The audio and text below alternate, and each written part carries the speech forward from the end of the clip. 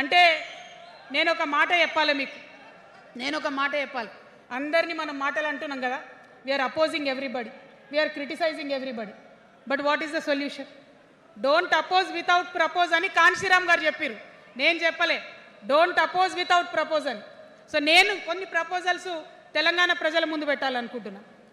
నేను ఈ 3 పార్టీలు అధర్మంతో నిండిపోయినాయి, అవినీతితో నిండిపోయినాయి, బంధుప్రీతితో నిండిపోయినాయి, కుటుంబ అవినీతి పరిపాలనతో నిండిపోయినాయి. కాబట్టి నేను ఒక ప్రపోజల్ చెప్తున్నా. ఈ 3 పార్టీల మీద ఆనాడు భగవంతుడు శ్రీకృష్ణుడు చెప్పినట్టు పాంచజన్యం, ఆయన శంఖం పేరు, యుద్ధంకి ముందు పాంచజన్యం ఎట్లయితే పూరిస్తారో మనం కూడా పాంచజన్యం పూరిద్దాం. ఒక 5 అంశాలను ప్రధానంగా తీసుకుందాం. ఆ 5 అంశాల కోసం ఇప్పుడు కొట్లాడదాం, రేపు ప్రభుత్వంలోకి వచ్చిన తర్వాత మన ప్రజలకు ఇద్దాం. ఏం అంశాలు అవి? మొట్టమొదటిది విద్య.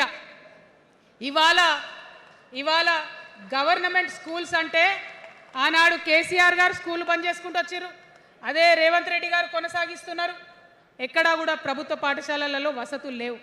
వాష్రూమ్ ఉండదు, వాచ్మెన్ ఉండడు, అటెండర్ ఉండడు, పిల్లలే పోయి బెల్లు కొట్టుకోవాలి, పిల్లలే పోయి బాత్రూమ్లు కడుక్కోవాలి, మంచినీళ్ళు ఉండవు, భయంకరమైన పరిస్థితి ఉంది. నేనేమంటా అంటే గుడిని ఎంత పవిత్రంగా చూస్తామో బడిని కూడా అంతే పవిత్రంగా చూడాలి. గుడిని ఎంత పవిత్రంగా చూస్తామో బడిని అంత పవిత్రంగా చూడాలి. కాబట్టి నేను ఒక మాట అంటున్నా, ప్రతి ఊర్లో ఒక బడి ఉండాలి, ప్రతి తరగతికి ఒక టీచర్ ఉండాలి. ప్రతి ఊర్లో ఒక బడి ఉండాలి, ప్రతి తరగతిలో ఒక టీచర్ ఉండాలి. ఖచ్చితంగా అట్లా జరిగినట్టయితే ప్రభుత్వ పాఠశాలలు మంచిగా అవుతాయి. మరి నా పేద మధ్యతరగతి ఆడబిడ్డలు, మా అక్కలు అమ్మలు అనుకుంటున్నారు, అక్క మరి ఆల్రెడీ మా పిల్లలు ప్రైవేట్ స్కూళ్ళలో చదువుతున్నారు, వాళ్ళ సంగతి ఏందని.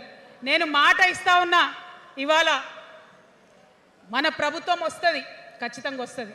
ఎందుకంటే ప్రభుత్వంలో వచ్చేది మీ అమ్మ కాబట్టి, అమ్మ జేబు చూడదు, కడుపు చూస్తుంది. అమ్మ జేబు చూడదు, కడుపు చూస్తుంది.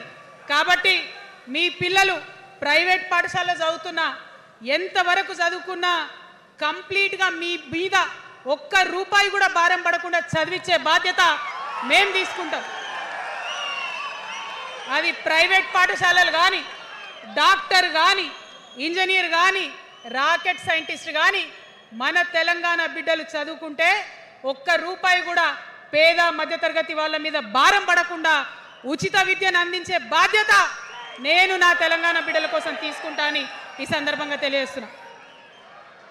ఇవాళ పరిస్థితి ఏంటిది? యూనివర్సిటీలో ఉన్న పిల్లలు అంతకుముందు తెలంగాణ రాకముందు నేను చూసిన రక్తం అమ్ముకునేది డబ్బులు లేకపోతే. ఇవాళ ఏం చేస్తున్నారు?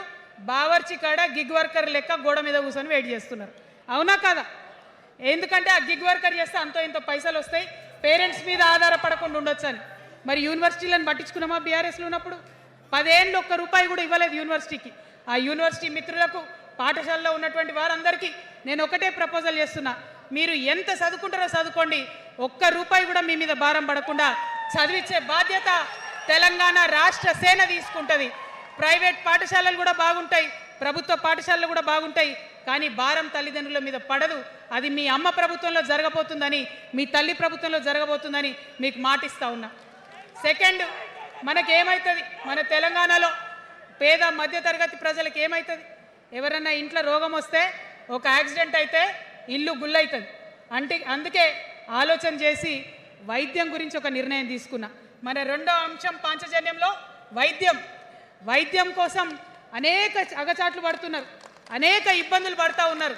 నేను ఒకటే మాట ఇస్తా ఉన్నా, ఏ రోగమన్నా రాని, ఎంత పెద్ద హాస్పిటల్ అన్నా కానీ, మన తెలంగాణలో మన జబ్బు ఎక్కడ తగ్గుతుందో అక్కడ మీ జేబులకెళ్ళి ఒక్క రూపాయి ఖర్చు కాకుండా ఉచిత వైద్యం అందించే బాధ్యత మేము తీసుకుంటా ఉన్నాం.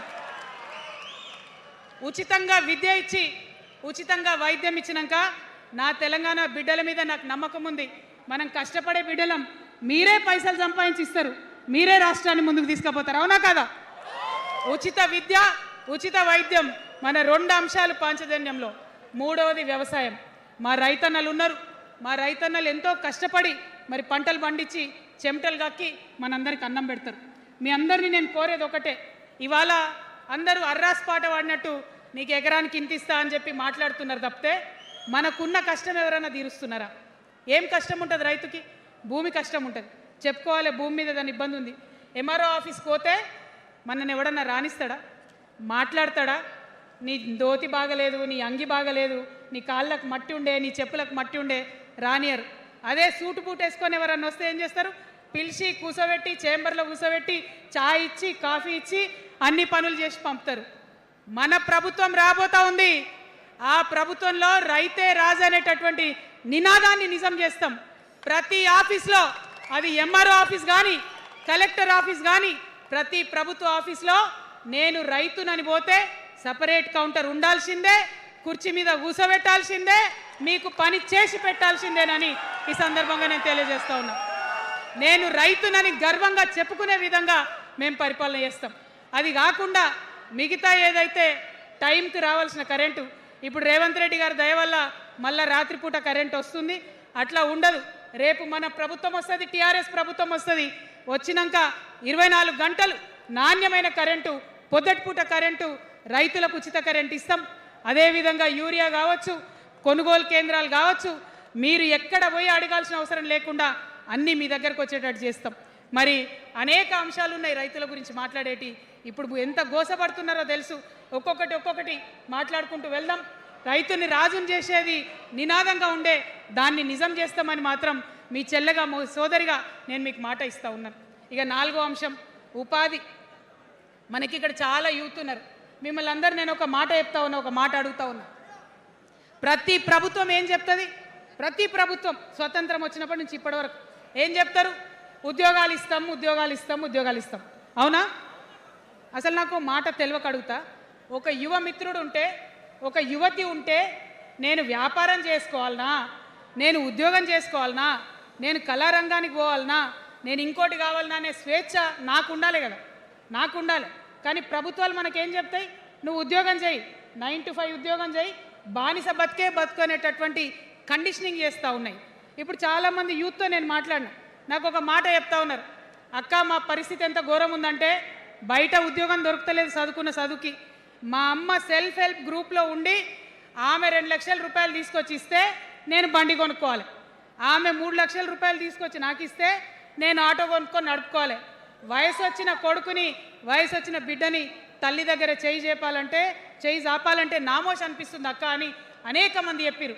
అందుకే నేను చెప్తా ఉన్నా, ఉపాధి అంటే కేవలం ఉద్యోగం కాదు. ఉపాధి అంటే మన ప్రభుత్వంలో, రేపు రాబోయేటటువంటి మీ అమ్మ ప్రభుత్వంలో 2 లక్షల రూపాయల నుంచి మొదలు పెడితే 20 కోట్ల రూపాయలకు కూడా మనము మీ వ్యాపారానికి సంబంధించిన ఐడియాతో మీరు వస్తే బ్యాంకులతో సంబంధం లేకుండా నా యువతులను నమ్మి ఆ లోన్ డైరెక్ట్గా మీకు ఇవ్వడం జరుగుతుంది. ఎందుకోసం ఈ మాట చెప్తా ఉన్నా అంటే, మన తెలంగాణ బిడ్డలకు మంచి సృజనాత్మకత ఉంది, ఆలోచించే శక్తి ఉంది, కష్టపడే తత్వం ఉంది. ఇవన్నీ కూడా మంచి వ్యాపారవేత్తలకు ఉండేటటువంటి లక్షణాలు. కానీ వచ్చినటువంటి ఏ ప్రభుత్వాలు కూడా మనకు చేయూతనియ్యలే. ఖచ్చితంగా నా యూత్ని నేను నమ్మాలనుకుంటున్నా, నా యూత్కి నేను డబ్బులు ఇవ్వాలనుకుంటున్నా. వాళ్ళ చేతిలో డబ్బులు పెట్టి వాళ్ళు ఇంకెంత సంపాదన నా తెలంగాణ రాష్ట్రానికి ఇస్తారో చూడాలని నేను అనుకుంటున్నా. యూత్ ఎంపవర్మెంట్ గ్రూప్స్ తయారు చేస్తాం. 2 lakhs to 20 crores వరకు డైరెక్ట్గా గవర్నమెంటే ఉండి మీకు లోన్స్ ఇస్తాం. మరి ఉద్యోగం చేయాలనుకునే యూత్ ఉంటే నేను ఒక శుభవార్త చెప్తా ఉన్నా. బాగా లెక్క పెట్టినాం. మీకు తెలుసు, నేను ఏది స్టడీ చేయకుండా చెప్ప, ఆగమాగం మీద అసలే చెప్ప. నేను స్టడీ చేసిన దానికి ఏంటంటే, ఎవరైతే ఉద్యోగం చేయాలనే యూత్ ఉంటారో వాళ్ళకి మొదటి సంవత్సరమే మన గవర్నమెంట్ వచ్చినాక 4 లక్షల ఉద్యోగాలు ఒకటేసారి సింగిల్ నోటిఫికేషన్తో ఇచ్చి తీర్థం. ఇది నా మాట. నేను మళ్ళీ మీకు ఎందుకు చెప్తా ఉన్నా ఈ మాట అంటే, నేను తల్లిని, నేను జేబు చూడా, ఎంత ఖర్చు అవుతుంది, ఎంత జీతం అవుతుంది చూడా. నా కొడుకు కడుపులో ఉన్న బాధను, వాడి ఆత్మగౌరవాన్ని, నా బిడ్డ బాధను, ఆమె చదువుకున్న చదువుకి రావాల్సిన ఉద్యోగాన్ని దాన్నే చూస్తా. కాబట్టి మొదటి సంవత్సరమే 4 లక్షల ఉద్యోగాలు ఇస్తాం.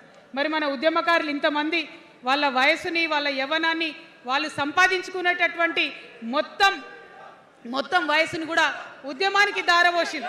కాబట్టి నేను ఉద్యమకారుల కోసం ప్రత్యేకించి జూన్ 2, 2014 వరకు కట్ ఆఫ్ డేట్ పెట్టుకొని ఆనాటి ఉద్యమకారులకి 1 లక్ష ఉద్యోగాలు, సూపర్ న్యూమరరీ జాబ్స్ క్రియేట్ చేయబోతా ఉన్నామని కూడా ఈ సందర్భంగా తెలియజేస్తున్నా. అంటే ఇవన్నీ తెలంగాణ ఉద్యమంలో, తెలంగాణ రాష్ట్ర సాధనలో మీరు చేసిన ప్రయత్నానికి, మీ రుణం తీర్చుకోవడానికి నేను చేస్తున్న ఈ ప్రయత్నం అని చెప్పి ఈ సందర్భంగా తెలియజేస్తా ఉన్నా. మరిగా మన పాంచజన్యంలో 5వ అంశం, ఆఖరి అంశం, అతి ముఖ్యమైనటువంటి అంశం సామాజిక న్యాయం. సామాజిక న్యాయ తెలంగాణ సాధించాల్సిందే. మన ఎస్సీ మిత్రులకు, ఎస్టీ మిత్రులకు, అగ్రవర్ణాల్లో ఉన్నటువంటి పేదవారికి, బీసీలకు అందరికీ న్యాయం జరగాలి. మా మైనారిటీ సోదరులు, మా ముస్లిమ్స్ కావచ్చు, క్రిస్టియన్స్ కావచ్చు, సిక్కులు కావచ్చు, అందరికీ కూడా న్యాయం జరగాలి. మరి బీఆర్ఎస్లో మనం చూసినాం, मुस्लिम्स कोसम थोड़ी देर उर्दू में बात करके आपसे मीठी मीठी बातें बोल के सोपत करके देखो, सोना घिसके देखो बोले, आप 2 बार सोपत कर लिए, तालीम का एक छोटा सा रोशनी आपको दिखाए, लेकिन रोजगार आपसे दूर रखे। जो 12% रिजर्वेशन का बात हुआ था उसके ऊपर कुछ भी अमलावरी नहीं हुआ। और जो माइनॉरिटी फाइनेंस कॉरपोरेशन का पहले लोन मिलते थे, 10 साल के बीआरएस में कितने लोन मिले, अब 2 साल के कांग्रेस में कितने लोन मिले, आप एक बार देख लो। सारे लोग बस बातें ही बोल रहे हैं लेकिन काम कोई नहीं कर रहा है। आपकी बेटी हूँ मैं, ये धरती का कर्ज उतारने के लिए नया पॉलिटिकल पार्टी आपके सामने लेके आई हूँ।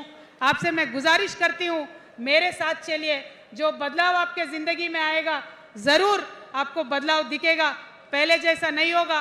बिल्कुल अलग सा एक स्ट्रैटेजी बना रहे हैं, अलग से आपके रेस्पेक्ट के लिए हमारी सोच है। हम मिलेंगे, बात करेंगे। మరి అందరికన్నా ఎక్కువ మా ఆడబిడ్డలంటే నాకు ప్రాణం. మా ఆడబిడ్డల కోసం ప్రత్యేకంగా నేను ఒకటే మాట చెప్తున్నా, మనం ఎక్కడ ఉన్నా, ఏ వయసులో ఉన్నా మనకు భయం అవుతుంటుంది ఎక్కడికైనా పోవాలంటే. మన భద్రత మీద మనకు ఆలోచన ఉంటుంది. ఖచ్చితంగా రేపటి మన తెలంగాణలో మన ఆడబిడ్డల భద్రత ప్రధానమైన అంశంగా తీసుకుంటాం. అదేవిధంగా ఇప్పుడు చదువుకుంటున్నటువంటి ఆడపిల్లలు వారి ఉద్యోగాల మీద ప్రయారిటీగా తీసుకుంటాం, వారి వ్యాపారవేత్తలుగా తీర్చిదిద్దడానికి ఖచ్చితంగా ప్రయత్నం చేస్తాం. ఇప్పుడు సెల్ఫ్ హెల్ప్ గ్రూప్స్లో ఏదైతే వడ్డీ లేని రుణాలు ఇస్తున్నారో అట్లా కాకుండా ప్రాపర్గా గ్రాంట్స్ ఇచ్చేటట్టుగా ప్రయత్నం చేస్తాం. చిరు ఉద్యోగులు, కాంట్రాక్ట్ ఉద్యోగులు ఎవరైతే ఉన్నారో, ఎవరైతే విస్మరించబడ్డారో వారందరినీ కూడా కళ్ళలో పెట్టి కాపాడుకుంటాం. ఇవాళ ప్రారంభం మాత్రమే, అనేక అంశాలు చెప్పుకున్నాం, కానీ ఖచ్చితంగా పాంచజన్య శంఖం పూరిస్తాం. అవతలి వాడు మనవాడైనా సరే, అధర్మం వైపు వాడుంటే వాళ్ళ మీదైనా సరే యుద్ధం చేయడానికి ఖచ్చితంగా వెనుకడుగు వేయకుండా ముందుకే వెళ్తామని తెలియజేస్తూ, మరి ఈ 3 పార్టీలు కూడా, Congress party single agenda, Rahul గాంధీని ప్రధానమంత్రి చేయాలి,